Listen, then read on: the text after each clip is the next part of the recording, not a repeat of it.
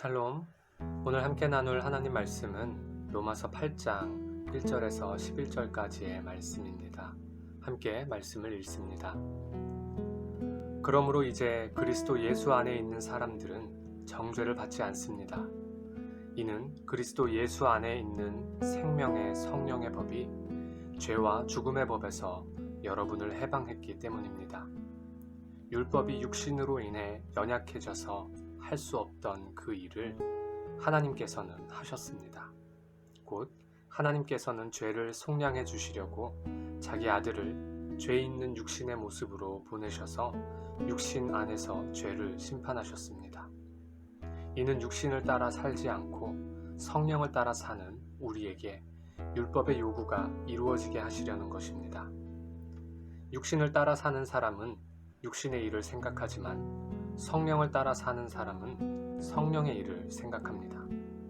육신의 생각은 죽음이지만 성령의 생각은 생명과 평안입니다. 육신의 생각은 하나님을 적대하는 것입니다. 그것은 하나님의 법에 복종하지 않을 뿐더러 복종할 수도 없습니다. 육신 안에 사는 사람들은 하나님을 기쁘시게 할 수 없습니다. 그러나 하나님의 영이 여러분 안에 거하시면 여러분은 육신에 있지 않고 성령 안에 있습니다. 누구든지 그리스도의 영이 없으면 그리스도의 사람이 아닙니다. 그러나 그리스도가 여러분 안에 계시다면 몸은 죄로 인해 죽으나 영은 의로 인해 살아 있습니다. 예수를 죽은 사람 가운데서 살리신 분의 영이 여러분 안에 거하시면 그리스도 예수를 죽은 사람 가운데서 살리신 분께서 여러분 안에 거하시는 자기 영으로 인해 여러분의 죽을 몸도 살리실 것입니다. 아멘. 우리가 율법을 통해서는 죄를 깨닫게 되지만 그러나 율법이 죄로 인한 죽음의 문제를 해결할 수는 없었습니다. 하나님께서 바로 이 죄의 문제를 해결해 주시기 위해 예수 그리스도를 우리에게 보내주셨습니다. 예수 그리스도를 십자가에 내어주심으로 죄를 심판하셨습니다. 우리가 받아야 할 죄의 형벌을 대신 받으신 것입니다.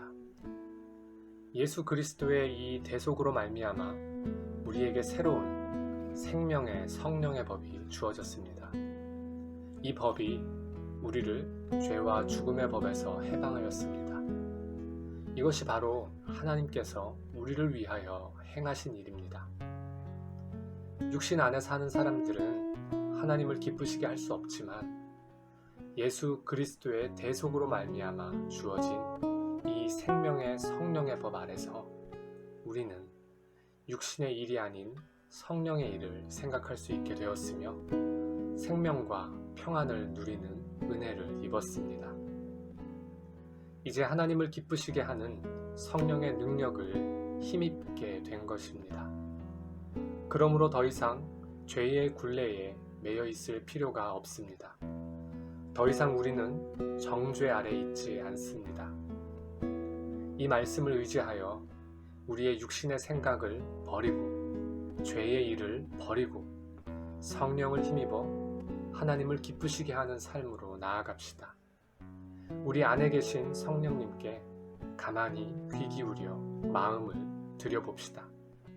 하나님은 오늘도 성령님을 통해 우리에게 하나님을 기쁘시게 할 수 있는 능력을 주셔서 무엇을 하며 어디로 가며 어떻게 결정해야 하는지 행할 바를 알게 하십니다. 말씀으로 이를 깨닫게 하시고 우리로 진리 가운데 살아가게 하십니다. 이것이 성령님의 인도 가운데 살아가는 성령 충만한 삶입니다. 이제는 두려움과 불안과 염려에 매인 삶이 아니라 평안과 기쁨과 감사가 가득한 삶으로 변하여가는 놀라운 은혜가 우리 모두에게 있기를 축복합니다.